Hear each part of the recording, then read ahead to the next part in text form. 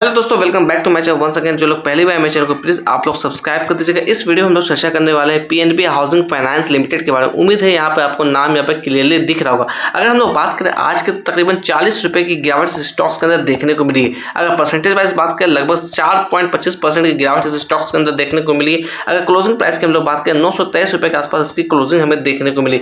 तो कुछ चीज़ों को लेकर चर्चा करें यहाँ पर, तो यहाँ पर देखिएगा क्या निकलती हुई आ रही परफॉर्मेंस की अगर हम लोग बात करें तो अकॉर्डिंग टू टिकट है परफॉर्मेंस यहाँ पे एवरेज नजर आता हुआ दिख रहा है। वैल्यूएशन की बात करें वैल्यूएशन यहाँ पर हाई नजर आता हुआ दिख रहा है। ग्रोथ की बात करें तो ग्रोथ यहाँ पर लो नजर आता हुआ दिख रहा है। मैं यहाँ पे डिस्क्लेमर देना चाहूंगा, मैं किसी भी तरह का आपको बाय और सेल का रिकमेंडेशन नहीं दे रहा हूँ। आप इसके अंदर पैसा लगाना चाहते हो तो कहीं ना कहीं अपने फाइनेंशियल एडवाइजर से बात करिएगा, तभी किसी तरह का डिसीजन लीजिएगा, क्योंकि कैपिटल आपका है, इसके पीछे रिस्क भी आपका ही लगने वाला है। अगर मैं बात करूँ कुछ और चीजों को लेकर तो यहाँ पे एंट्री पॉइंट की बात करें तो एंट्री पॉइंट यहाँ पे गुड नजर आता हुआ दिख रहा है। अगर मैं चर्चा करूँ यहाँ पे फोरकास्ट एंड रेटिंग्स के बारे में तो यहाँ पे देखिएगा 11 एनालिस्ट से कवर किया, 91% की यहाँ पे रिकमेंडेशन आती हुई दिख रही है। अगर मैं बात करूं इसके अंदर शेयर होल्डिंग पैटर्न्स को लेकर क्या यहाँ पर नजर आता हुआ दिख रहा है, तो प्रमोटर्स के पास तकरीबन 28.11% की शेयर होल्डिंग है। अगर म्यूचुअल फंड की बात करें लगभग 18.72% की होल्डिंग है। एफआईएस की बात करें लगभग 24.34% की होल्डिंग है। रिटेलर्स की बात करें लगभग 20.69% की होल्डिंग है, यानी कि तकरीबन 20.5% की होल्डिंग है। अगर म्यूचुअल फंड के अंदर भी हम लोग बात करें टॉप 5 म्यूचुअल फंड के इन्वेस्टमेंट के बारे में जिसकी वेटेज सबसे ज्यादा है,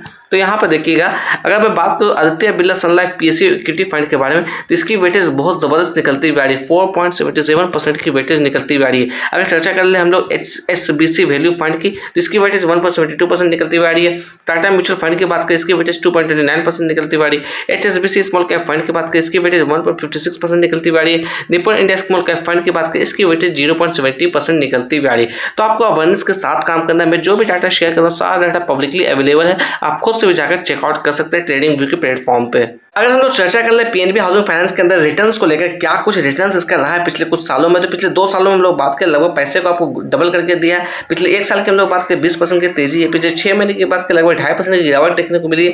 अगर हम लोग पिछले कुछ महीनों से बात करें तो अच्छा खासा आपको रिटर्न यहाँ पर बना के दिया। सिर्फ और सिर्फ आज की बात करें तो यहाँ पर गिरावट हमें देखने को मिली है। अगर इसके अंदर हम लोग बात करें डिविडेंड को लेकर तो यहाँ पर देखिएगा 5 अप्रैल 2023 की हम लोग बात करें तो राइट इशू यहाँ पर ऑफर हुई थी। उसके बाद हम लोग बात करें साल 2019 की तो वहाँ पर 9 रुपये प्रति शेयर के हिसाब से डिविडेंड दिया था। साल 2018 की बात करें तो वहाँ पर भी 9 रुपये प्रति शेयर के हिसाब से डिविडेंड दिया था। यानी कि साल 2019 के बाद से देखा जाए यानी कि ऑलमोस्ट 6 साल हो गया अभी तक, तो किसी भी तरह का डिविडेंड यहाँ पर देखने को नहीं मिला। हम लोग पीएनबी हाउसिंग फाइनेंस लिमिटेड की फोरकास्टिंग की बात करें, ये फोरकास्टिंग ट्रेडिंग व्यू के प्लेटफॉर्म से मैं दिखा रहा हूँ यहाँ पर, तो 12 एनालिस्ट से कवर किया over the 1 year of time period. अगर मैक्सिमम एस्टिमेट की बात करूँ तो यहाँ पर 1350 निकलता हुआ आ रहा है। मिनिमम एस्टिमेट की बात करें तो 980 निकलता हुआ आ रहा है। अगर हम लोग करंट प्राइस की बात करें तो ठीक मिनिमम एस्टिमेट के नीचे ही ट्रेड करता हुआ दिख रहा है। तो आपको सिंपली अवेयरनेस के साथ काम करना, किसी भी तरह का जल्दबाजी आपको इसके अंदर नहीं दिखाना है। देखिएगा हम लोग आगे चार्ट पे 1 डे के टाइम फ्रेम मैंने यहाँ पे चार्ट लगा रखा है। चार्ट के ऊपर कुछ पैटर्न्स निकलती हुई आ रही है। ये पैटर्न्स मैंने इंडिकेटर के हेल्प से लगाए, आप चाहते हैं तो खुद से भी लगा के चेकआउट कर सकते हैं, पब्लिकली ये अवेलेबल है।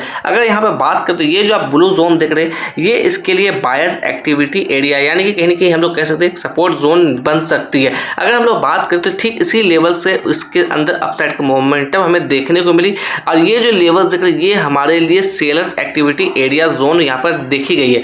तो मे भी कहीं ना कहीं यही रेंज के आसपास से वापस से सेलर्स एक्टिव होते हुए दिख सकते हैं। अगर हम लोग बात करें इस जोन की क्या इस रेंज निकलती हुई आ रही है, इसकी रेंज निकलती हुई आ रही है 960 से लेकर 1025 के बीच के आसपास। तो ये एरिया जो है कहीं ना कहीं सेलर्स एक्टिविटी एरिया देखी गई है। अगर मैं बात करूँ डाउन साइड में सपोर्ट लेवल के लिए तो 750 के आसपास इसने एक अच्छा स्ट्रॉन्ग सपोर्ट बनाया, उसके बाद अप साइड का मोमेंटम इसके अंदर देखने को मिली। अगर मैं बात करूँ समय में थोड़ा पीछे जाकर तो यहाँ पर देखिएगा इसने 1200 के लेवल्स को अप्रोच करने की कोशिश की, उसके बाद शानदार इसके अंदर गिरावट हमें देखने को मिली है। तो अगर इस लेवल पर किसी ने बाय अभी भी किया होगा तो उनको अच्छा खासा लॉस होता हुआ दिख रहा होगा इस स्टॉक्स के अंदर। तो आपको किसी भी तरह का जल्दबाजी नहीं करना। अगर फ्रेश खरीदारी करना चाहते हैं या फिर आपने ऊपर के लेवल पर बाय किया और यहाँ पे एवरेज आउट करना चाहते हैं तो मेरे ख्याल से आपको फाइनेंशियल एडवाइजर बात करना चाहिए, तभी सोच समझ के इसके अंदर डिसीजन लीजिएगा। क्योंकि जिस तरह की मोमेंटम आती है बाजार के अंदर बनी हुई, जहाँ पर लगातार बाजार के अंदर गिरावट हमें देखने को मिल रही है, तो इस हिसाब से कहीं ना कहीं आपको अवेयरनेस के साथ काम करना है। अगर मैं बात करूँ पीएनबी हाउसिंग फाइनेंस के अंदर टेक्निकल्स को लेकर क्या टेक्निकल्स निकलती हुई आ रही ट्रेडिंग व्यू के प्लेटफॉर्म से, तो मैं वो भी आपको दिखाना दिखाने की कोशिश करूंगा इसके अंदर।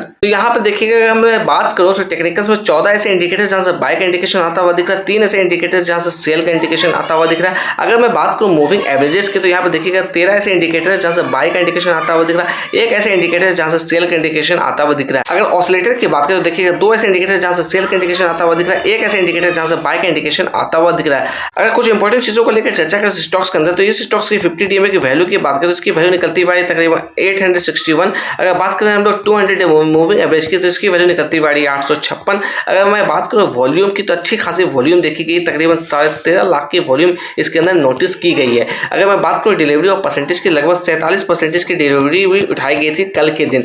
तो आपको अवेयरनेस के साथ काम करना देखा जाए तो डिलीवरी ऑफ परसेंटेज अच्छी खासी उठाई जा रही है लगातार पीएनबी हाउसिंग फाइनेंस के अंदर।